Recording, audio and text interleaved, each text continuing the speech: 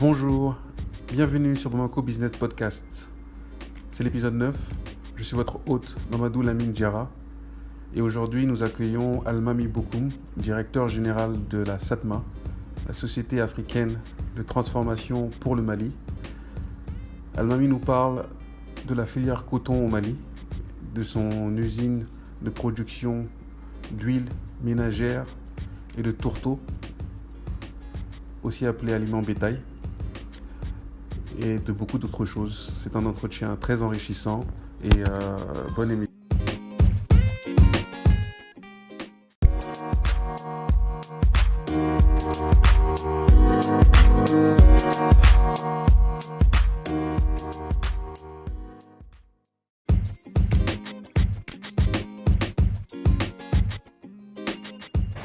Ok Almami, donc tu es comptable de formation? Non. Tu as fait quoi comme formation? J'ai fait l'école de la vie. Ah. Tu sais que c'est la meilleure école. Voilà, c'est la meilleure école. Voilà. Aujourd'hui, tu es directeur général de SATMA, Oui. qui est la Société africaine de transformation du Mali. Ah oui. Donc, si j'essaie d'expliquer un peu votre business, ce que vous faites en fait, vous prenez de la graine de coton, qui est votre matière première, Oui. et vous la transformez en deux produits finis, Ah oui. qui est d'une part l'huile Oui. ménagère, Oui. et d'autre part le tourteau, on appelle ça, je sais pas. Le tourteau de coton. Le tourteau de coton. Ah oui, oui. Ça c'est le nom français. Oui, c'est le nom français, le nom même, aliment bétail, mais le nom c'est le tourteau de coton, 100% coton. Quand est-ce que tu as commencé SATMA? SATMA, j'ai commencé en principe les travaux en 2006, mais l'usine a démarré en 2008. Ça t'a pris 2 ans. Oui, 2 ans de travaux. Tu peux nous raconter un peu comment tu as eu l'idée de créer SATMA? L'idée de créer SATMA, ça m'est venu lors d'un séjour au Burkina. Ouais. J'ai jamais vu une huilerie, c'était ma première fois. J'avais des travaux sur le chantier, sur le seuil de Talo. À l'époque, j'avais besoin, pour approvisionner le chantier, j'avais besoin de 45 camions. On continue sur le chantier, donc j'ai sollicité souvent le parc burkinabé. Il y avait rupture. Au Burkina, ils prenaient les balles de coton déposées à Lomé. Le retour, ils prenaient mon ciment, ils viennent à San, ils déposent à Talo. Ils retournent à Bobo. Talo, c'est au Burkina aussi? Non, Talo, c'est dans la région de San, c'est sur le moyen Bani. Talo. Oui. Tu vois, c'est là-bas, il y avait des ruptures de camions. J'ai dit, bon, je vais foncer. Je suis parti voir les transporteurs, qu'est-ce qui ne va pas? Je ne vous vois pas. Maintenant, là, j'ai un ami, il me dit, va beaucoup, allons-y faire le tour. Il m'a montré des usines, je suis rentré. Je dis, mais ça, c'est quelle histoire ça? C'était ma première fois de rentrer dans une huilerie.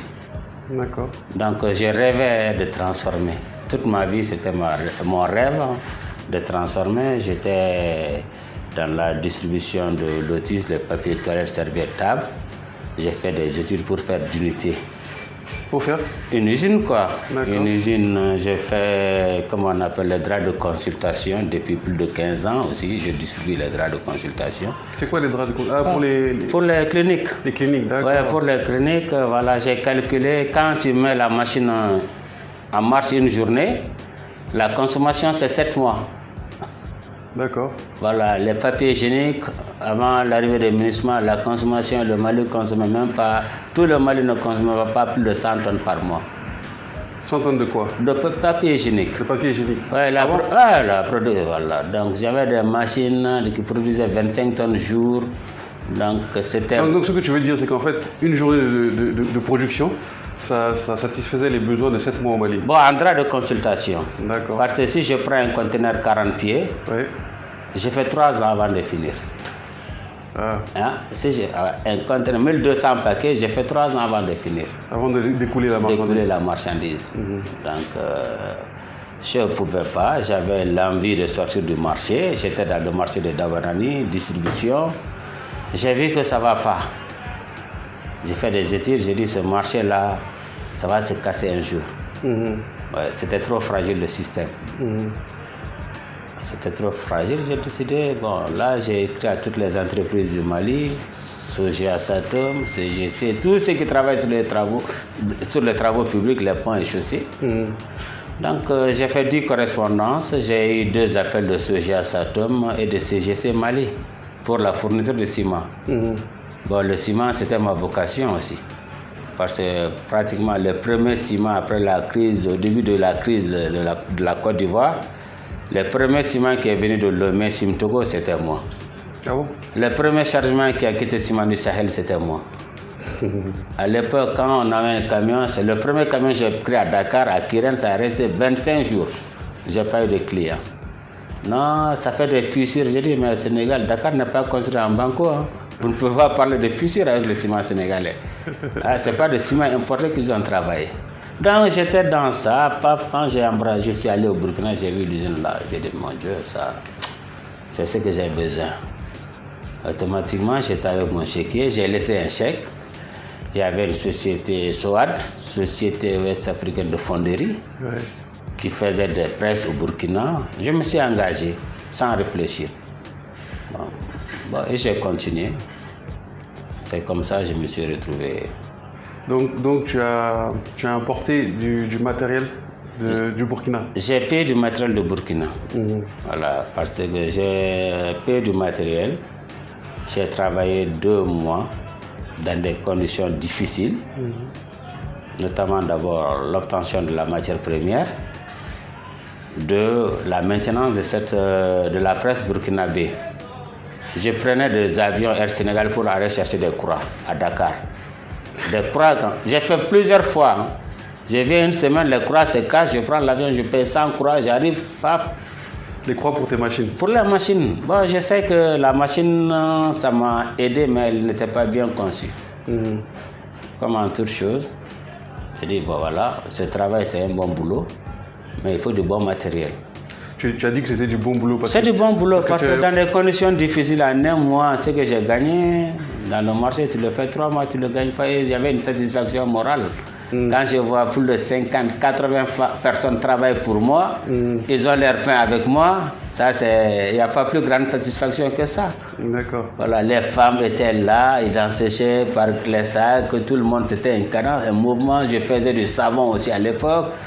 Il y avait une vie quoi, autour de l'usine quoi, les gens y vivaient. Parce que là, le troisième produit fini que tu pouvais faire avec le coton, avec les graines de coton, c'est le savon. Oui, je faisais du savon qui était même souvent importé en France, là, par les femmes, là, parce que les gens vendaient mon savon. Tu sais que tout produit naturel est un savon naturel. Ce que nous produisons, comme on appelle la pâte noire, on transformait en savon et c'était un bon antiseptique. D'accord. Les gens vendaient même ici 1000 francs, c'est du médicament contre le cabas. Hein? Moi, il y a des femmes qui se dépigmentaient pour arrêter, ils prenaient mon savon, ils se lavent sans problème. Voilà, le savon, ça coulait. C'était naturel, quoi, il n'y avait pas de... Oui, il n'y avait pas de... Soit on traitait avec la soude, on avait notre méthode, mais c'était bon pour la peau. Moi-même, je me douchais avec ça. Et puis, le savon nous soutenait. L'usine travaille 1 mois, 2 mois dans l'année. La pâte qu'on fait en savon, ça permet de prendre la charge de fonctionnement jusqu'à la nouvelle campagne. À l'époque, quand tu as commencé, tu transformais combien de tonnes de coton, de graines de coton? Bon, à l'époque, la première fois, c'est que j'ai eu au niveau de la CMT, j'étais imblé, j'ai eu peut-être 500 tonnes. 500 tonnes? Oui, j'ai eu 500 tonnes, j'ai eu 200 tonnes, j'ai eu 200 tonnes. Je ne suis pas arrivé à 1000 tonnes. D'accord. Voilà. Et aujourd'hui, ta capacité de production, c'est combien de tonnes? J'ai la capacité de production, on est à 2700 tonnes le mois. Mais vous produisez pendant 6 mois, c'est ça? Oui, 6 mois. Vraiment, 6 à 7 mois, souvent 5 mois. Okay. Voilà. Et donc, les machines avec lesquelles tu as commencé, c'est pas celles que tu as aujourd'hui? Non, ça, c'est une seule campagne. Ça m'a soutenu. Ça m'a ouvert les yeux, ça m'a montré que c'était possible. À travers ces machines, qui étaient la technologie de Burkina, il y avait des faiblesses, il y avait des défaillances du système. Bon, j'ai visité une usine, il m'a dit que j'ai regardé les machines, il m'a dit qu'il a pris ça en Inde. J'ai cherché un visage, je suis parti à Ludhiana. Ludhiana, c'est à peu près 400 km de New Delhi. Je suis parti là-bas, j'ai visité l'usine, j'ai commandé des machines, 3 machines à l'époque, avec le système de convoyeur. Voilà. C'était en quelle année ça? Le Ghana, je suis parti en 87 ans, je pense. Et tu parlais anglais à l'époque? Ouais, parce que je prenais des cours ici. Et à un moment, quand j'étais dans la distribution, je négociais un peu avec les Saoudiens. D'accord. Je faisais le biscuit en provenance de Riyad. Oui. Je prenais des cours d'anglais. Je ne sais pas, pro des eaux. Donc, j'ai pris quelques heures en anglais là-bas. J'ai pas besoin d'interprète. J'ai pas besoin. Tu réussis à te faire comprendre, quoi. Voilà, non, ça me revenait. Quand je vais, ça me revient. D'accord. Et donc là, tu as réussi à faire venir des machines de l'Inde. Oui. Et donc, c'était 3 machines, c'est ça? C'était 3 machines. J'ai payé 3 machines d'abord. Avec le système, après l'arrivée, je me suis vraiment engagé. J'ai payé 3 machines, je suis venu, j'ai installé, j'ai foncé avec la matière première. Bon, on n'avait pas de banque, c'était regrettable à l'époque. Et ça me plaît de toujours dire aux banquiers, nous et les banques, c'est la pluie, le parapluie, le beau temps. L'opérateur, quand il a besoin de l'argent, c'est la pluie. Et il a besoin de quoi? Le parapluie de la banque. Et après, le beau temps. Mais quand il pleut, on demande le parapluie. Non. Mais quand il fait beau temps, il veut nous amener le parapluie. Tu vois, quand on a besoin d'argent, on ne nous donne pas. Mais si on réussit d'avoir l'argent, après le mouvement dans nos comptes, on nous dit, monsieur, il y a trop de mouvements dans votre compte. Quel concours vous avez besoin? Je dis, mais qu'est-ce que vous avez fait pour qu'il y ait de mouvements dans le compte? On nous a sollicité. Quand on avait besoin de vous, vous n'étiez pas là. Et je remercie la BDM. Seule la BDM m'a cru. Seule la BDM m'a cru. Ils t'ont soutenu? Seule la BDM. Ma première demande, c'était à Ecobank. J'avais un bon de 160 millions. Ils m'ont dit d'avancer 50%. D'avancer 50% de 160 millions. Ils vont mettre tierce détention 100%, relâche 20%. Donc, sur les concours de 160 millions, je devais avancer 80 millions. Ils vont mettre le produit en tierce détention, ils vont relâcher 20% progressivement. Quand leur argent, ils vont livrer le reste du stock. J'ai pris la lettre, je suis allé voir la CMDT, un responsable, je lui ai montré ça.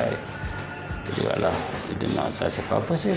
Au lieu d'aller mettre les 80% là, tu viens payer 80%, on va te donner un temps pour que tu payes tes restes. Ah bon? Ouais. Donc finalement, tu n'as pas eu besoin du coup? Non, j'ai droit de réponse à la directrice Bintou, j'ai jamais envoyé la lettre. Et c'est ce qu'ils paient aujourd'hui.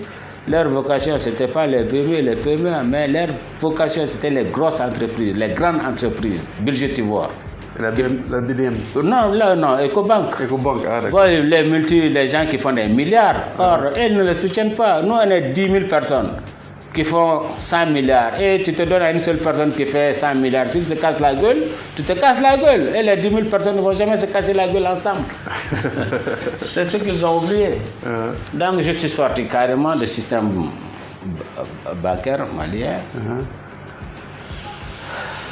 Par coup de change, mon client Nara, il y avait des transactions manuelles qui se passaient entre nous. Il me dit, mais pourquoi tu n'ouvres pas un compte à la BDM? Je dis, mais les banques là, c'est pas la peine. On nous embrouille avec les chèques, j'ai des comptes pour mes trucs là. Il dit, il faut ouvrir un compte à la BDM, je t'envoie l'argent, on passe comme ça. Ok, j'ai ouvert un compte à la BDM, à mon nom propre, transporteur, il m'a envoyé l'argent. Le lendemain, la directrice de l'agence, Mme Batabaraba, m'a appelé, Monsieur Bokoum, j'ai besoin de vous. Il dit, ça va, vous allez bien. Il me dit, vraiment, il faut ouvrir un compte commercial. J'ai dit, non, c'est pas la peine, je peux travailler. Il dit, non, il faut un compte traitement, la BDM va t'accompagner. Bon. Il dit, moi, je ne crois pas ce que vous dites, je suis saintement d'accord. Je ne crois rien que ce que j'ai dans la main. Je rêve pas. Il m'a dit, ok, il n'y a pas de problème. La BDM, il est venu ici avec M. Tirera, Mantou, la directrice adjointe. C'était ma première fois de recevoir de la visite des grandes personnalités d'une banque. J'ai dit, ok. J'ai foncé avec eux. J'ai dit, bon, l'examen, c'est le résultat. Bon, malheureusement, la banque au Mali ne finance pas l'activité. La banque finance la garantie et la garantie ne rapporte pas. La garantie ne peut rien rapporter. La garantie ne peut pas payer les créances. C'est l'activité qui rapporte. Ils se sont tellement focalisés sur la garantie. J'ai dit, tout ce que j'ai garanti, je les ai donnés. On a commencé, au départ, c'était difficile. Ils me donnaient des traites.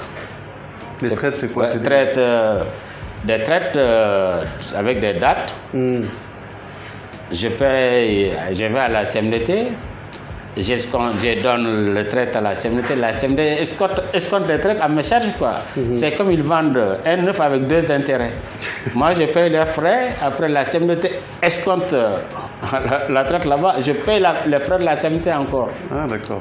Moi, j'ai compris parce que quand tu connais, j'ai toujours dit, quand tu ne rentres pas dans une maison, tu ne peux pas changer. Il faut accepter de changer avec n'importe quelle condition. Quand tu t'installes maintenant, tu poses tes propres conditions. On ne peut pas être à la porte proposer ces conditions. J'ai vu une fois, 2 fois, c'était bon. Je suis venu voir, j'ai dit, bon, monsieur, j'ai besoin d'argent. Il me dit, bon, 500, 400 millions de traites, pas de problème. Je dis, je ne veux pas. Mais avant, tu avais pris, j'étais étranger avant. Je n'étais pas dans la BDM. Maintenant, je suis rentré dans la BDM et je pose mes conditions. Il me dit, non, on te donne 500 000 de traites. J'ai dit, non, donne-moi 200 000. Bon, on te donne 150 millions, voilà. Ils m'ont donné 150 millions espèces et puis voilà. J'ai pris mon envol. D'accord. À 150 millions, j'ai ajouté, paf, depuis la gauche, paf. Je suis parti. Et c'est comme ça, Dieu merci. Et surtout la force d'un entrepreneur, la force d'un homme, c'est l'honnêteté. Vraiment. Là, c'est ça la base même d'une réussite, la base même d'un homme, c'est l'honnêteté morale. En matière de créance, il n'y a pas de littérature. Je dois payer le fin de mois. Ma maman est malade, ma tante est non. Il n'y a pas ça, non. Mais il faut, quand tu es correct, Dieu est avec toi. Ça, je te dis, ma force, c'est ça. Voilà, ma force, vraiment, ça a été ma force. 10 fois, on était là. Je n'ai jamais rencontré Daffé. Daffé a toujours défendu mon dossier. Ah bon? Je ne l'ai jamais rencontré. D'accord. Voilà. Il a toujours défendu mon dossier. Il dit, mais qu'est-ce que vous voulez? Vous l'avez financé 6 fois. Il vous a donné sans une erreur de travail. Il vous paie en avance. Souvent, je demande de payer en avance. Il dit, attends, le comité dit que bon, d'accord, si vous ne croyez pas, reprenez les expertises de Bokoum. Ils ont repris, la valeur a augmenté. Bon, de ça, on est parti jusqu'au maximum. J'avais pas de limite, tout ce qu'il fallait, je le faisais avec la banque, voilà. Daffé, c'est l'ancien PDG de la BDM. L'ancien PDG de la BDM. Et j'avoue, je l'ai vu 2 fois. Une fois à l'aéroport Charles de Gaulle à Paris, une fois à l'aéroport de Tunis. Voilà. Voilà. Carthagène. Je ne suis jamais rentré dans son bureau, il ne me connaît même pas. Mais il a toujours défendu mon dossier. Donc tu avais des échos comme quoi il défendait ton dossier, quoi. Bon, j'avais le comité. Il défend parce que c'est un banquier, c'est l'un des meilleurs banquiers du Mali. Parce que les banques aussi, moi, à l'agence, je paye tous mes dettes sans aller à la direction, au siège. Parce que malheureusement, ils pensent que le dynamisme, ce n'est pas dans les agences, c'est dans les sièges. Quand les agents développent les clients, ils ne croient jamais. Il faut que le client vienne là-bas, il faut qu'il voit. Moi, je fais tout, je ne vais même pas à la direction. Voilà. Après ça, j'ai rencontré le DGA. C'est Lalou. Hein. Non. Avant Lalou, il y avait un DGA marocain. Fachar. Et il a souhaité me voir. Il m'a beaucoup conseillé. Il m'a beaucoup appuyé. Il m'a beaucoup assisté. Ah bon? Et il m'a dit, Monsieur Bokoum, plusieurs fois je traite votre dossier. Ce que je vous dis, sur cette voie, il n'y aura pas de limite dans ce que vous allez faire avec nous. On a de la visibilité sur les affaires. Et toi, ce que tu fais, tu as la maîtrise. Le commerce général, c'est pas ça. Ce que tu fais, tu maîtrises. Personne ne peut te prendre dans ce que tu fais là. Tu maîtrises.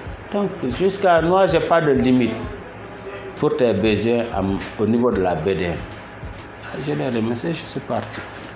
Mais ce n'est pas prendre crédit. Les charges d'intérêt sont maus. Bon, Dieu merci.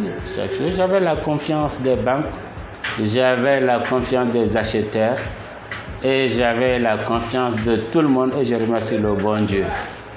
Les Mauritaniens, ils venaient, quand je dis bon, verse 20 millions, ils vont verser 200 millions, je dis non. Je t'ai accordé 20 millions. Si tu verses 200 millions, comment on va faire?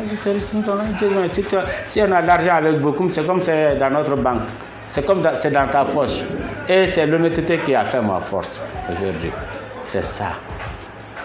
C'est la seule possibilité pour un homme d'affaires. L'honnêteté. Et sans la confiance, il n'y a pas d'argent. Mais malheureusement, d'autres ont commencé par la fin. Quand tu commences par la fin, tu te casses la gueule. Voilà. Et donc dis-moi, donc les machines indiennes que tu as achetées à l'époque, là, oui. C'est celles que tu as jusqu'à aujourd'hui? Oui, j'en ai ajouté. J'ai modernisé la raffinerie. J'ai changé des équipements. J'ai modernisé le labo. J'ai augmenté la production. J'ai augmenté la production. Voilà. J'ai monté un système que l'usine peut aller en continu. Pourquoi avant, si le tourteau ne sortait pas, on était obligé de s'arrêter. Si l'huile ne sortait pas, on était obligé de s'arrêter. J'ai fait des solutions pour aller en continu. Que l'huile sort ou le tourteau ne sort pas, on pouvait produire en continu. Parce qu'on avait 6 mois avant l'hivernage. Et dans les 6 mois, il faut travailler. Donc j'ai créé des stockages à peu près jusqu'à 900 000 litres. J'ai fait du stockage de tourteaux. Bon, je ne stocke pas l'aliment bétail, je vends au jour. Ce n'est pas la vocation d'un industriel de dire que je vais garder jusqu'à ce que le prix hausse là. Non, ça c'est les spéculateurs. Non, moi je ne suis jamais dans ça. Je vends du jour au jour. Voilà. Donc je n'avais pas besoin de stocker le tourteau. Mais le tourteau c'est un déchet de la production de l'huile? C'est pas un déchet. Non, c'est pas un déchet. Vous le dites, c'est pas un déchet. Ça fait partie de... C'est pas un déchet. Non, ce que je veux dire, oui. C'est que par exemple, quand tu produis ton huile, oui. Moi j'ai vu ta raffinerie. Oui.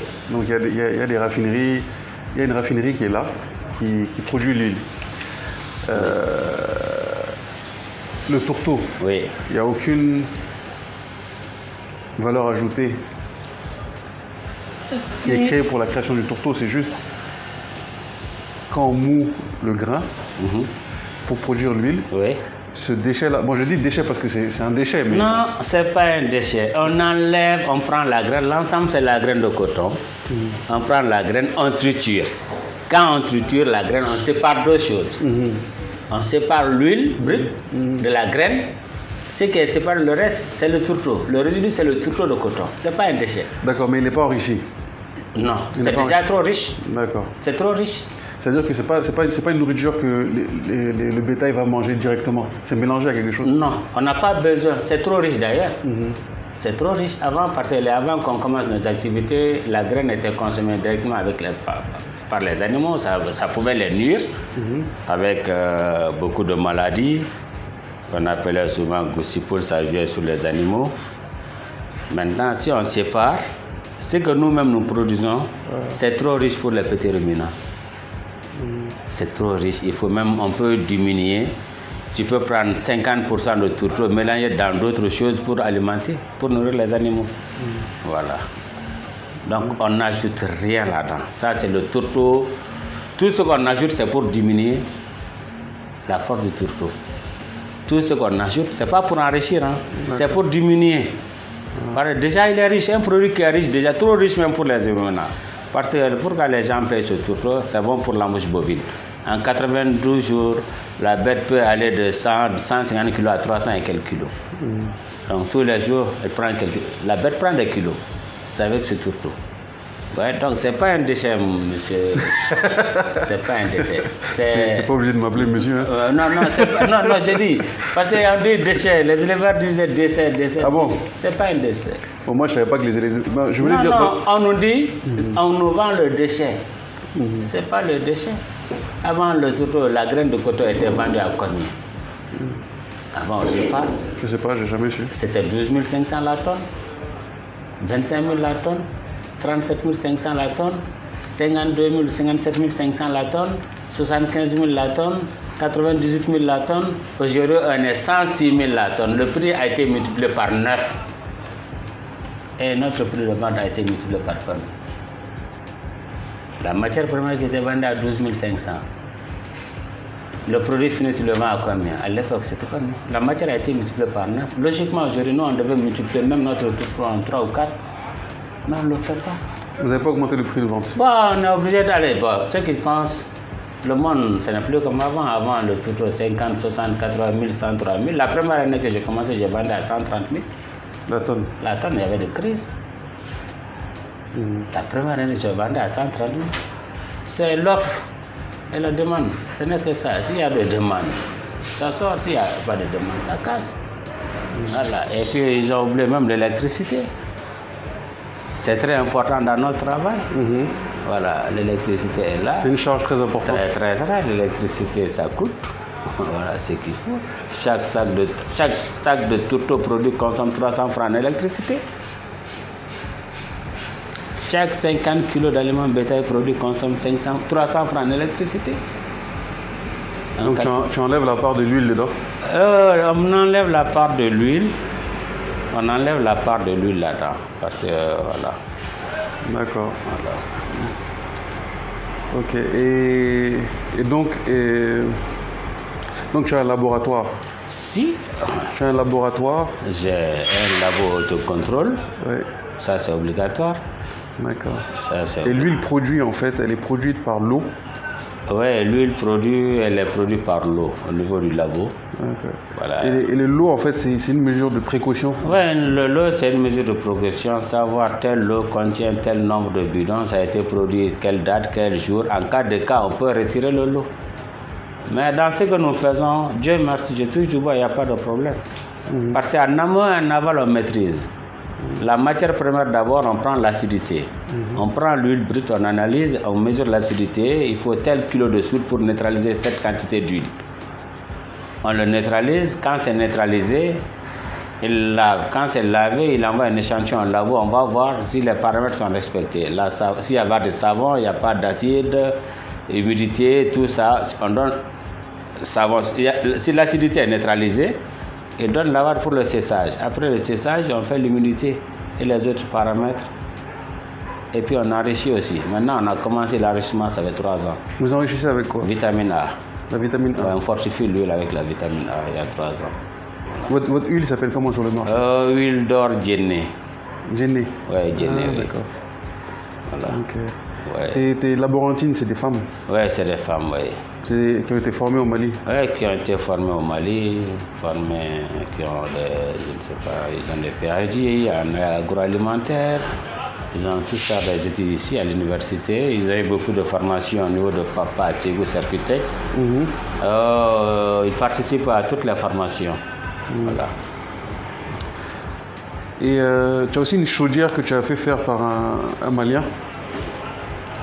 Chaudière, oui, je n'ai pas fait cette chaudière par un Malien, mais j'ai modifié cette chaudière par un Malien. Ouais. La chaudière, je l'ai payée en Inde, c'est une chaudière indienne. On avait des chaudières que nous-mêmes, on avait conçues ici. Mais c'est une chaudière qu'on a payée en Inde, de marque Bobine, très performante et très automatisée. Mais qu'est-ce que nous avons changé? Dans tout le temps, je gratte ma tête quand la campagne commence. Le bois qu'on utilise, ça me gratte la conscience. Vous savez, chaque jour, des gens viennent me dire, mais pourquoi tu ne cultives pas les champs de coton? Vous savez combien d'hectares je mange par jour en graines de coton? Coton? Je consomme plus de 80 hectares par jour. Ou 90 hectares de graines. Et si moi je me mettais à cultiver, vous comprenez? Ouais. Des gens viennent, mais pourquoi tu ne fais pas de champs? Je dis, mais combien de champs je consomme par jour? Je sais que le coton fibre, ça fait 1 tonne 200, disons 500 tonnes par jour. Je consomme plus de 100 tonnes par jour, 100 hectares par jour. Et en bois de chauffe, vraiment, je consomme plus d'un hectare par 15 jours. C'était une chaudière bois. Donc il servait à faire chauffer l'huile. Oui, l'huile. On était obligé, on n'avait pas d'autres résidus, il n'y avait pas de savon, il n'y avait pas d'autres choses, des coques d'arachide. On a tout essayé, rien ne pouvait aller. J'ai dit non, ça ne peut pas continuer. Bon, Dieu m'a mis quelqu'un qui a fait la pression, qui a beaucoup d'expertise. Je l'ai rencontré, il m'a beaucoup aidé, je l'ai expliqué. On a fait une tête brûleur polycomestible. Maintenant, on peut marcher avec du gasoil, on peut marcher avec de l'huile de vidange, on peut marcher avec l'huile périmée que la DNCC prend dans le marché. C'est quoi la DNCC? La Direction nationale de commerce et concurrence. L'huile, les huiles gâtées ou les dates sont échues. J'avais demandé l'eau qu'il allait détruire là-bas à Cathy, payer des frais. Nous, on peut venir détruire dans notre chaudière et ça va alimenter. Donc, je lui dis Dieu merci, depuis une année, j'ai fait l'expérience. Je n'utilise pas 1 kilo de bois. J'ai carrément éliminé la partie du bois dans la chaudière. D'accord. Voilà. C'est quoi que vous utilisez principalement aujourd'hui dans la chaudière? Dans la chaudière, j'utilise l'huile de vidange, je mélange avec du gasoil, de déo. Voilà. D'accord. Ah, c'est bien, c'est écologique. Ouais, je protège ce que je fais. Là, consciencieusement, il faut faire quelque chose quand même. C'est ce qui me grattait en la tête. Voilà. Et donc maintenant, vous êtes en train d'étendre l'usine. Vous êtes en train de rajouter une partie production de bidons. Bah, je suis obligé. À un moment, j'ai gagné des bidons neufs. C'est en Banjul, tant il n'y a jamais. Voilà, je m'arrangeais avec ça. Voilà, c'était difficile d'avoir des bidons. Voilà, j'ai récupéré des bidons à Dakar avec des usines de chips. Des bidons qu'ils vident directement, je récupère. Bon, comme au Sénégal, il n'y a pas d'usine, on n'utilise pas les bidons, c'était unique. Bon, maintenant, il était très difficile. Bon, et puis, voilà, tu sais qu'en toute chose, il faut aller petit à petit. Le meilleur développement, c'est le développement par dents de scie. À chaque fois, il faut se remettre en cause. On ne peut pas commencer par la fin. Hein. Il faut aller doucement. À chaque étape, il faut avoir des visions qu'on réalise, quoi. Donc, on a jugé, bon, vraiment, il faut que maintenant nous produisions nos emballages. Et cette unité que nous sommes en train de mettre en place, bien vrai que dans la sous-région au Mali, au Burkina, il était autorisé d'utiliser les emballages de récupération, les emballages dits, mais tout le monde n'a pas la même moralité. Tout le monde n'a pas la même moralité en cas d'emballage. Bon, réellement, si on pouvait récupérer les emballages, les réutiliser d'une façon, je ne sais pas, si c'était possible, c'était mieux. Si nous nous mettons tous à faire des bidons, nous allons produire à peu près 7 à 10 millions de bidons. Au Mali, ça va ajouter la pollution aussi. La meilleure chose pour protéger la nature, c'est réutiliser les emballages. Voilà, réutiliser les emballages. Mais tout le monde n'a pas. Moi, Dieu merci, on a des unités de lavage de bidons. Si on pouvait exiger les gens à aller visiter les unités, contrôler comment on lave les bidons, on a tout le mécanisme pour laver les bidons à 99%. Je le dis et je consomme cette huile chez moi. D'ailleurs, je l'ai dit, si moi je dois produire combien de millions, j'ai une capacité de production, si je mets l'usine à 300... Là, il sort la calculette, quoi. Ouais, j'ai une capacité de 432 000 bidons par an. Ton usine que tu es en train de construire? Oui. 432 000 bidons par an. C'est plus que tu en as besoin? Ouais, c'est pratiquement plus que ce que j'ai besoin. Il y a combien d'usines au Mali? J'allais te poser la question plus tard, mais bon, je pense qu'il y en a 120. Il y a 90, 96, mais dans ces 96 là, il faut faire le ratio de 3, quoi. Tu peux prendre 30 bonnes usines, quoi. Voilà, 30 bonnes usines. Tu parles des usines de ceux qui font de l'huile, quoi. Oui, la l'huile. Mais c'est 90, mais on divise en 3. Tu fais la règle 3. Tu prends 30 bonnes usines. 30 bonnes usines. Moi, je le dis et je le maintiens fort. Ouais, tu trouveras 30 bonnes usines qui remplissent les conditions, qui sont dans les normes, qui ont un schéma. Voilà. Et donc, mais quand tu commençais justement, vous étiez combien? Ici? Combien d'usines qui produisent? J'étais avec la femme, j'étais 14e usine au Mali. D'accord. 14e usine au Mali, 14e usine. Parce qu'on avait commencé à FAM, c'est l'association des producteurs et alimentaires du Mali à FAM. On l'a créé à Ségou. J'étais la toute dernière rentrée, 14e usine. Voilà. Ok. Et Et donc, mais avant vous, où est-ce que... Il n'y avait pas de tourteau au Mali avant les usines ou bien ça? Il y avait Icoma, il y avait tourteau. Je pense que quand on rentre dans l'historique de la graine, paix à son âme, docteur Boubacar Sadassi, qui était à la CMT, c'est lui qui a valorisé la graine au Mali. Sinon, la graine, elle était déversée dans les villages, et là, on déversait, les gens se plaignaient. Ah bon? Oui, les gens se plaignaient. C'est Bouba qui a valorisé la graine de coton. Il est parti, il a appelé les Indiens, ils ont travaillé là-dessus à l'époque. Vous savez que les gens sont partis voir Moussa Traoré, ils sont en train d'empoisonner les Maliens, il y avait ces pommes à l'époque. Ils sont en train de faire. Bon, à l'époque aussi, Ecoma a banni de l'huile neutre pendant quelques temps. Huile neutre. Ce que nous produisions, c'était mieux que ce qu'ils faisaient avant. Vous voyez. Bonjour Mali. Comment tu vas? Ça va? Bien. Ce que nous faisons, c'est pas pareil. Bon, c'est toute la technologie, ça avance. Regarde les véhicules il y a 20 ans. Regarde les hommes il y a 20 ans. Ça avance. C'est un train qui est en marche, quoi. On apprend toujours, on fait toujours de mieux, quoi. Mais l'huile neutre, c'est quoi? L'huile neutre, c'est une huile neutralisée. Neutralisée, si je veux neutraliser, on enlève le savon. C'est tout. Donc c'est consommable? Bon, c'était consommable à l'époque. Maintenant, on ne peut plus consommer. Pourquoi? Qu'est-ce qui a changé? On a changé? Parce qu'il faut laver, il faut sécher, il faut filtrer. Il faut faire la colorisation. Mais l'être humain n'a pas changé depuis? Bon, l'être humain a changé. Non, comment on appelle, le métabolisme de l'être humain a changé. Avant, si on avait palu ici avec 1000 francs, on traitait nos palus. Maintenant, si tu as palu, il faut traiter avec combien? 50 000 francs. C'est peut-être le palu qui a évolué. Bon, je ne sais pas, l'être humain aussi peut-être a évolué quelque part, quoi. Tu comprends. Et aujourd'hui, donc en fait, à l'époque, quand tu commençais en 2006, et aujourd'hui, oui. C'est quoi l'écart de production du coton au Mali en fait? C'est-à-dire qu'aujourd'hui... Bon, moi j'ai dit, je le maintiens. Le coton, communément appelé l'or blanc, c'est que je ne suis pas dans le domaine de mine, mais le coton soutient plus que l'or. Le coton soutient. Cette année, il y a une crise sur le coton. À l'époque, je discutais avec certains responsables au départ qui pensaient qu'il faut privatiser la CMDT, on subventionne la CMDT, c'est pas rentable, c'est pas... J'ai dit, mais le résultat de la CMDT, c'est pas un résultat seulement que vous avez dans un seul pas à 7 ans. Nous faisons partie des résultats de la CMDT. La CMDT, tout ce qu'ils vendent comme produit, nous sommes les transporteurs. Le carburant que nous prenons, ce n'est pas exonéré. On prend la TV, on transporte les balles de coton.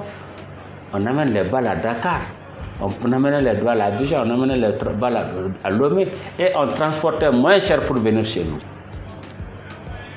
Et grâce à la CMDT, on a pu maintenir les prix. Le Mali n'a pas de port. C'est un pays enclavé. C'est la CMDT qui a servi à désenclaver le Mali. On a plus de camions que les gens qui ont des ports. On a plus de citernes que les gens qui ont des ports. Ah bon? Ouais. Vous comprenez? Et cela, c'est à cause de la CMDT. Moi, je prends le bal de la CMDT, je vais à Port Dakar 1 500 000. Je prends le ciment à 1 200 000 pour venir. Je cherche le retour, donc. Je n'ai pas de problème. Je prends le sucre, le riz à 1 200 000 pour venir. Tu amènes le coton à Dakar et tu reviens avec une marchandise. Une marchandise, le sucre, le ciment, le riz. D'ailleurs, tu as combien de camions? Je ne sais pas. Je ne sais pas. Le Peul ne dit pas le nombre de têtes. Non, c'était juste que je voulais dire qu'en fait, tu as aussi une société de transport finalement, parce que tu as beaucoup de camions pour transporter ton coton. Oui, je suis transporteur professionnel même. Je suis transporteur. J'aime bien le transport. Voilà. Mais si on néglige la crise de cette année, parce que cette année, il y a eu une crise qui est due au système de subvention du coton au Mali. Mais par exemple, si on prend l'exemple sur l'année dernière, on a produit combien de tonnes de coton au Mali?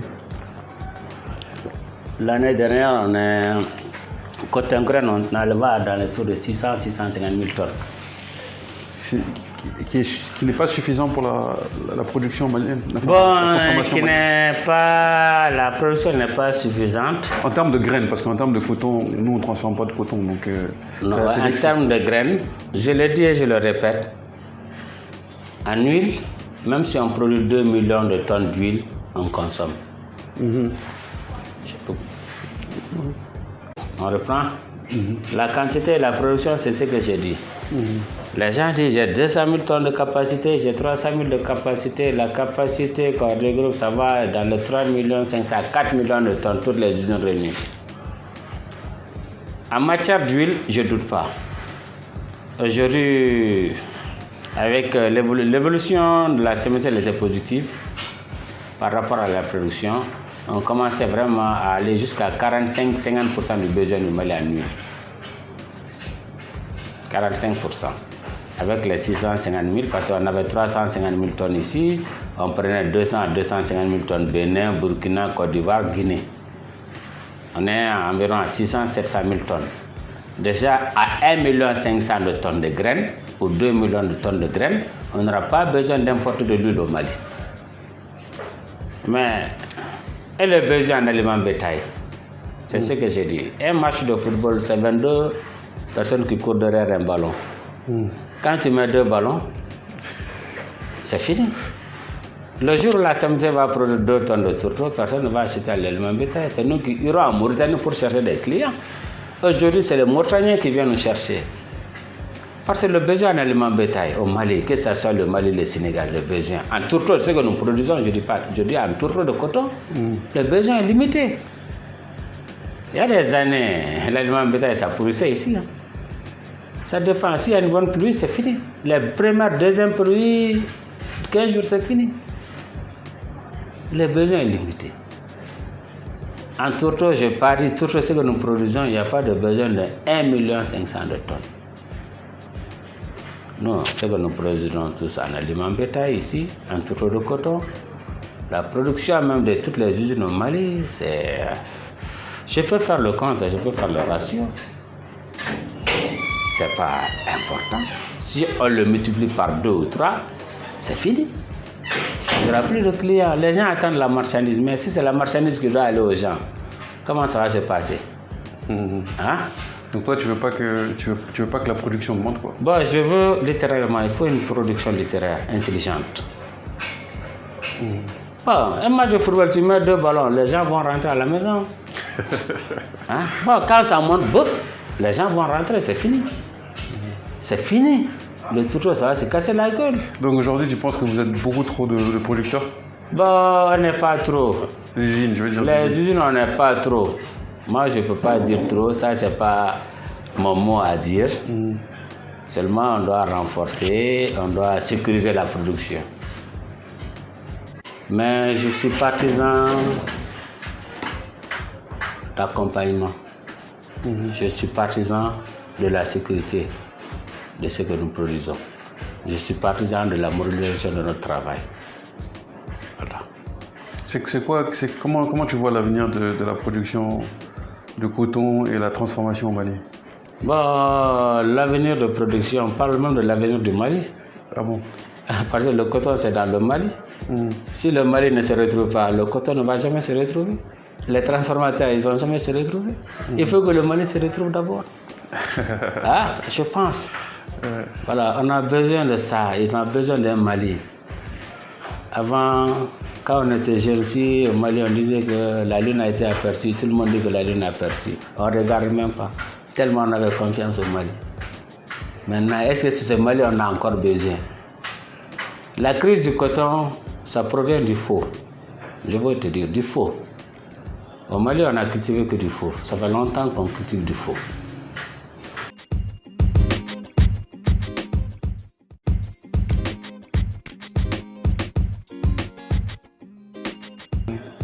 Si la SMT n'existait pas, qu'allait devenir le Mali? Imagine un Mali sans la SMT. Tu sais, on a combien de personnes autour du coton? Non. 3 à 4 millions de personnes qui vivent du coton. Directement et indirectement. Directement et indirectement. Directement et indirectement. La force commercial, le carburant, la consommation en carburant, la consommation en consommant pièces détachées, le travail direct, les mécaniciens, les soudeurs, les chauffeurs, ceux qui dépendent du coton, les cotonculteurs, les tâcherons, les ouvriers, on est 4 à 5 millions. Je l'ai dit, j'ai l'habitude de le dire, si on se dirige en parti politique, on sera à Koulouba. Aucun président n'a eu 4 millions de voix ici. Nous, on est plus de 4 millions de personnes.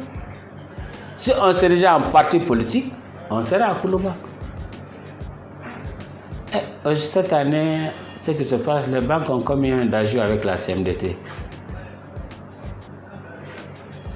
Il n'y a pas une entreprise au Mali où les banques se regroupent avec des capitaux étrangers pour financer. Ça n'existe pas. Les assurances vivent avec la CMDT. Tout le monde pleure aujourd'hui. Les banques au Mali, cette année, ça ne va pas. Ne serait-ce qu'à cause de la CMDT. Ils nous financent. Nous, on paye la graine, ils prennent des intérêts. Nous, on gagne la CMDT. On nous finance, ils vont gagner où? Ils ne gagnent rien.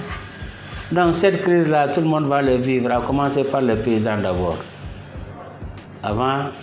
Après les récoltes, on paye des motos, on reprend les maisons, on prend de nouvelles épouses. La vie, elle est belle. Quand on est en forme, il y a beaucoup de baptêmes. Maintenant, quand on est stressé là, est-ce qu'il y aura beaucoup de baptêmes de naissance? Tout le monde. Voilà, c'est ça. Le coton, c'est la vie au Mali. On cherche à réfléchir comment transformer les fibres aussi. Les fibres? Oui, les fibres de coton. Oui, d'accord, ok. On réfléchit, on est en train de travailler là-dessus sérieusement. Chacun court derrière la graine. Maintenant, il faut qu'on cherche à valoriser le fibre. C'est ce que nous sommes en train de réfléchir pour trouver une solution là-dedans. Pourquoi c'est plus compliqué que la graine? Parce que ce que tu as fait pour la graine, vous pourriez appliquer ça pour la fibre. Ouais, moi, je dis ça naïvement comme ça. Non, c'est naïf, mais si je transforme le fibre là, c'est pas consommé ici. Tu veux dire les habits ne seront pas consommés? Voilà, comment c'était là. Regarde, le Burkina nous donne des exemples. Le Tchad, tout récemment, le Tchad a importé l'importation de tissus. Ils ont arrêté l'importation. Ils ont arrêté carrément. Regarde le Burkina, tu vas avec fierté, le président, il voit avec façon d'enfanner.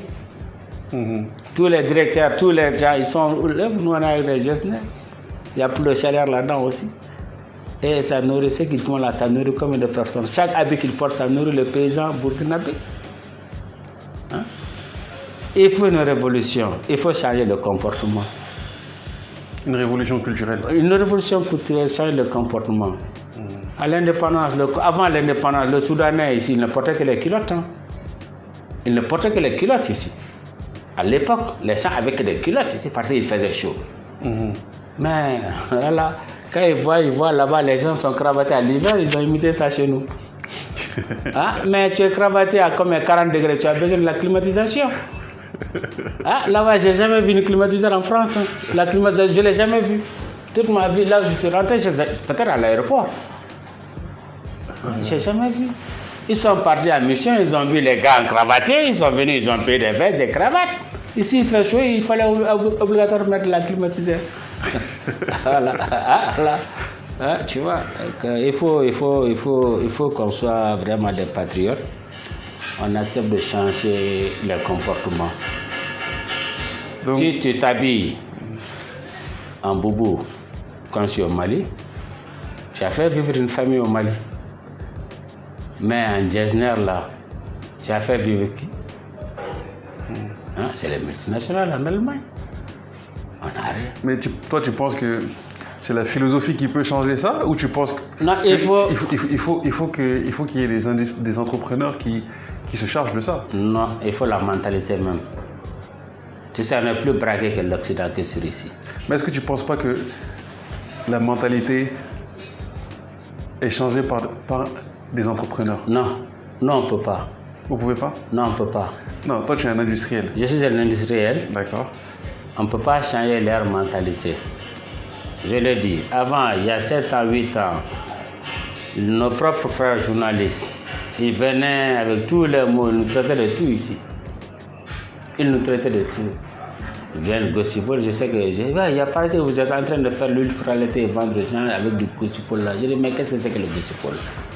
Il dit, je ne connais pas. Je dis, mais ne dites pas ce que vous ne connaissez pas. Hein? Vous parlez de gossipol. Gossipol, c'est quoi? Ah, je ne sais pas, on dit. Je dis, il ne faut pas véhiculer ce que vous ne comprenez pas. Le gossipol, c'est l'alcool, le traitement des champs. Quand on traite les champs de coton avec les produits pesticides là. Gossipol, c'est en anglais.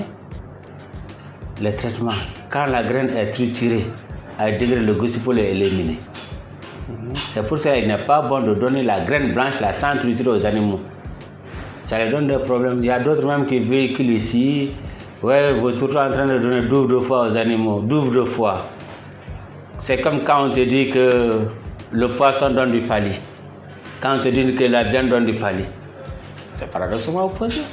C'est cette mentalité qui est aux gens. D'autres disent que le lait donne du pali parce que c'est quand tu as du lait en abondance à boire, c'est qu'il y a des moustiques en abondance. La moustique passe toute la nuit à te piquer. Tu passes toute la nuit à boire du lait. Tu vas tomber en palier, tu dis que c'est le lait. Ah, ça c'est du faux. Ah, ce qu'on mange, ça ne peut jamais donner du pali. Il y a d'autres qui te disent si je mange un plat, ça va avoir. C'est du faux. Je dis, gossipol, ne parlez pas de ce que vous ne connaissez pas. D'ailleurs, à l'époque, il n'y avait même pas au Mali un laboratoire qui pouvait faire l'analyse de gossipol. Il n'y en avait même pas. Cette fois-ci, c'est vous qui peut le faire, Cerfitex. On fait nos analyses là-bas. Le gossipol, quand le coton, la graine suit son trajet trituré, neutralisé, le gossipol est éliminé. Ok, mais Almami, tu es d'accord avec moi que par exemple, toi aujourd'hui, oui. Tes produits, oui. Ils partent sans aucun marketing.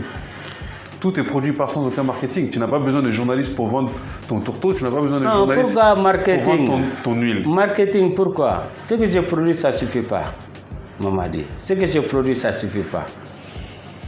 Mon point, c'est de dire que si tu fais un produit aujourd'hui, même dans le textile, oui. qui est apprécié par les consommateurs, il faut réussir à faire un produit apprécié par les consommateurs. Pour pouvoir... Un textile, d'après mes plus petites études, il faut 5 milliards. 5 milliards. Mais qui va me financer 5 milliards au Mali? Qui?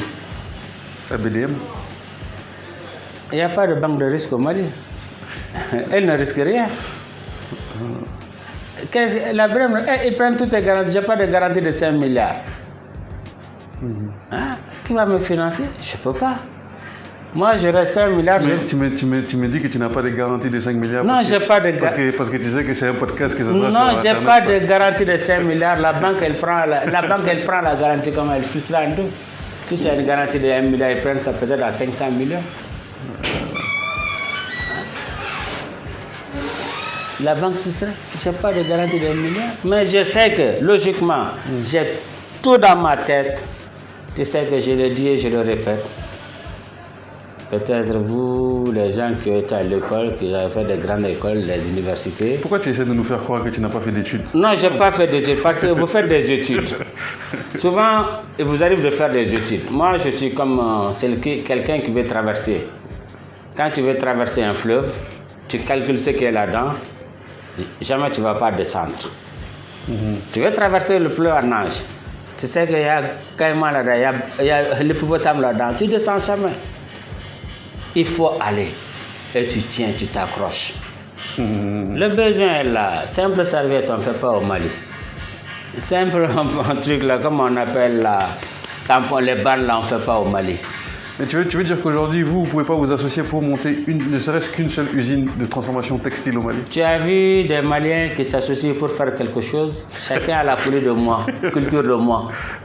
Tu n'as jamais vu quelque chose? Là où les gens se sont associés, ça a toujours foiré. Regardez les médecins, quand ils s'associent à faire des polycliniques, après c'est cassé. Au Mali, on pense que moi, chacun veut être la tête. Ah, voilà, c'est ça le problème. Et l'État dans tout ça? Et gagner l'argent, c'est avoir l'argent là où tu ne travailles pas. C'est ce qu'il faut la force des pays qui ont compris, comme la Tunisie. Il y a des entreprises, il y a des polycliniques, des salariés, des chauffeurs sont actionnaires là-dedans, ils prennent leurs dividendes. Au Mali, regrouper ensemble, commencer, ce n'est pas difficile. Mais quand le résultat commence à venir, c'est le problème. Voilà. Jamais on peut se regrouper avec un groupe de 15 personnes pour faire. Je l'ai dit.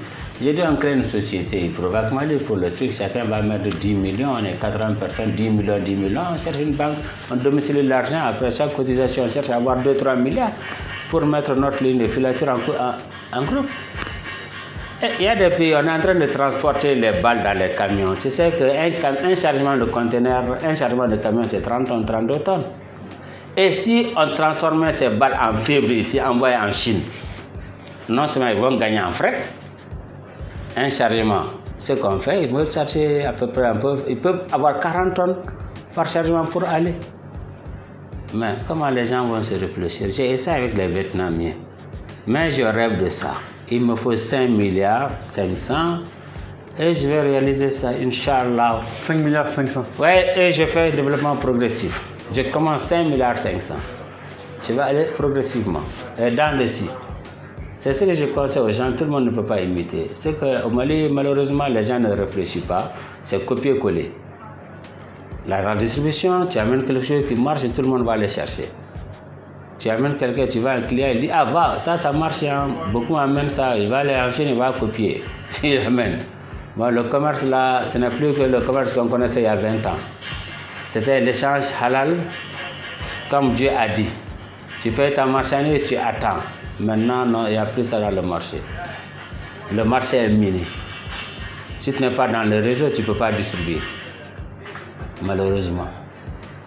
Aujourd'hui, les gros importateurs, c'est des transporteurs, c'est des douaniers, voilà.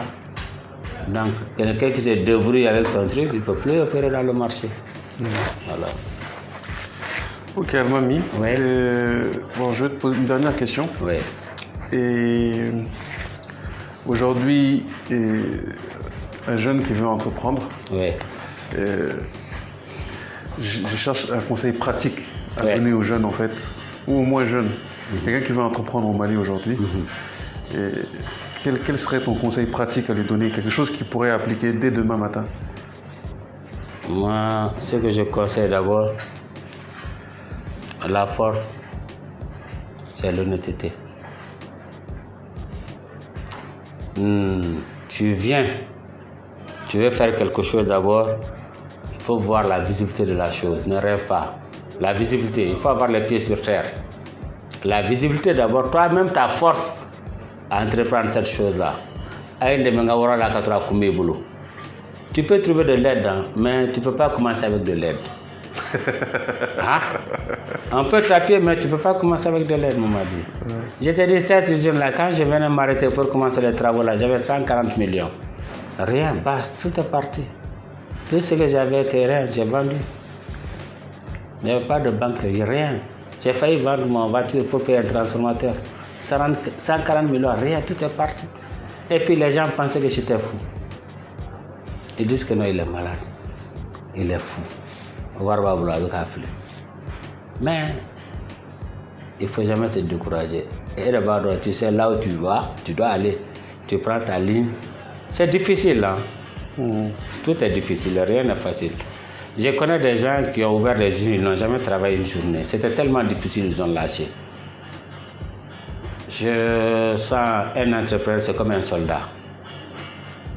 Quand c'est difficile, tu jettes l'arme, tu fuis, tu es perdu.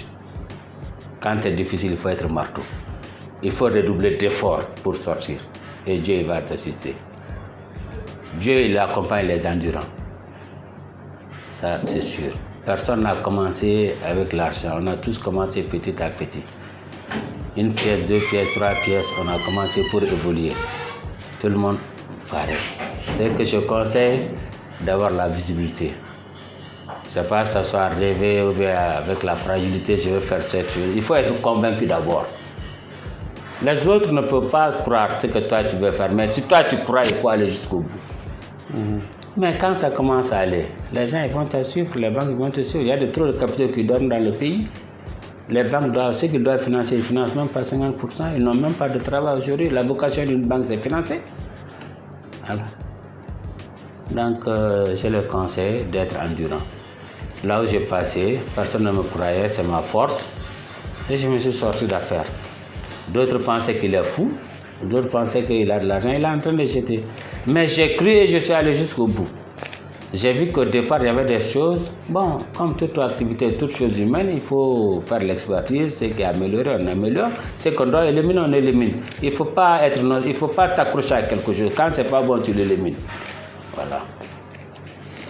Merci Almami. Merci bien.